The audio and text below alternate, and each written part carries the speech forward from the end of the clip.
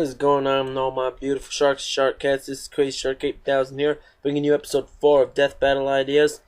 Today, we've got Modern Warfare 2 versus Modern Warfare 3 in a Juggernaut showdown.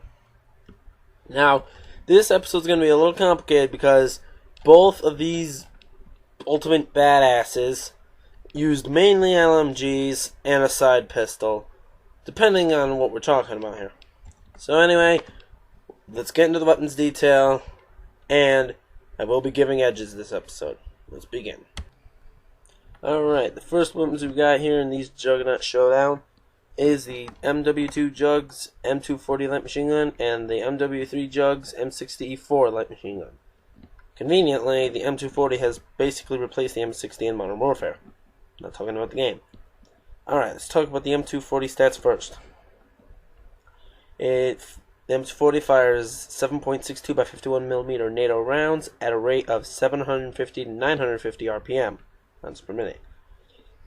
Its effective range is anywhere from 800 meters on a tripod, or bipod, 1800 meters on a tripod, and a max range of 3,725 meters, which for an LMG is average range. It shoots a box magazine of 100 of those 7.62 millimeter NATO rounds, and it's one of the most accurate LMGs out there. And for an LMG, it is pretty heavy, weighing in anywhere from 22.3 pounds to 27.6 pounds. But hey, if these guys could freaking lumber around in these giant Juggernaut suits, I'm pretty sure they wouldn't mind carrying a 20-pound gun. Alright, now let's look at the M60E4. Alright, now the M60E4 for the Modern Warfare 3 Jugs shoots the 7.62 by 51mm NATO rounds at a rate of 500 to 650 rounds per minute, with an effective range of 1,100 meters, and it fires a box magazine of 100 of those 7.62 rounds. It is slightly lighter than the M240 at 23.15 pounds, but the fact that it's got a slower fire rate and lesser range does explain why it's basically been replaced by the M240. Now, of these two LMGs, which one do I give the advantage to? Well, while I am a big fan of the M60, I've liked the M60 for as far as I can remember, I'm going to have to give the edge to the M240 for its higher fire rate, its higher effective range, and it's a more modern weapon than the M60. Alright, now let's take a look at the MG4 and the Pkp Pecheneg, or however it's pronounced. Alright, so since the MW2 Jugs took that edge, we'll look at the MG4 first. The MG4 shoots a 5.56 by 45mm NATO round with a fire rate of 775 to 885 rounds per minute, with an effective range of approximately 1,000 meters, and its magazine size varies from it doesn't say. It's almost like a cross between an assault rifle and an LMG due to its low caliber and the rate of fire. It's definitely light for an LMG. It weighs 18.85 pounds, which of any LMG that I've seen is probably one of the lightest out there. Its LMG is belt fed like any other LMG out there. So, and with its decent fire rate and approximately 1,000 meters of range, you could definitely drop your targets from a certain range. Now, let's look at the Pkp Pecheneg.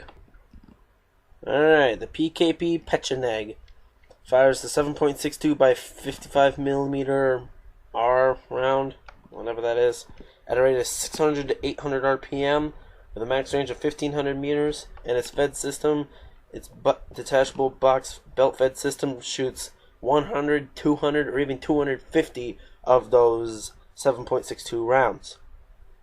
And it is, again, light for an LMG at 19 pounds. And with a bipod, it weighs 27.7 pounds. That is a heavy-ass bipod. So, a slightly lower fire rate than the MG4 and a better range. So the PKP also a good LMG in and of itself.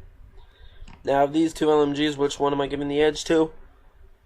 I'm gonna have to give the edge to the Pkp Pecheneg because of its higher. Even though it has a slower fire rate, it's got a larger magazine, more range, and even though the MG4 is slightly lighter, I'm gonna give it to the PKP again. More range, larger mag, and is slightly more accurate than the MG4. Alright, now let's take a look at the Mw2 jugs, RPD, and the MK46 of the Mw3 jugs. Alright, since the Mw3 jugs took the edge there, I'll look at the MK46 first. The MK46 shoots a 5.56 by 45mm NATO round at a fire rate of anywhere from 50 sustained fire, 100 a rapid rate of fire, and a cycle rate of fire at 755. So I'll say from 50 to 755. Its effective range is 800 to 3,600 meters, and it shoots 100 of those 5.56 rounds. It weighs 22 pounds with a full magazine. It's definitely one of the heaviest of the LMGs out there, so I'm not going to say it's light, but I'm not also going to say it's heavy either. Alright, let's take a look at the RPD. Alright, the Mw2 jugs RPD shoots 7.62 by 39mm rounds at a rate of 650 to 750 rounds per minute, an effective range of 100 to 1,000 yards. It shoots a 100 drum mag of those 7.62 rounds. So with a slightly faster fire rate than, or slightly slower fire rate than the MK48, a less effective range. This is going to be a tough one to call. Alright, which LMG gets the edge here? Oy, this is a tough one to call, but in the end, I'm going to give it to the MK46 due to its slightly higher fire rate, its way larger range, and even though it has a smaller round than the RPD, it gets the edge with the range and the fire rate. Alright, now let's look at the two sidearms of these two brutes, 44 Magnum and the MP412. Alright, this weapon comparison is going to be pretty short due to the fact that the MP412 and the 44 Magnum have pretty much the same stats. They're both double action revolvers, both carrying 6-round cylinder mags.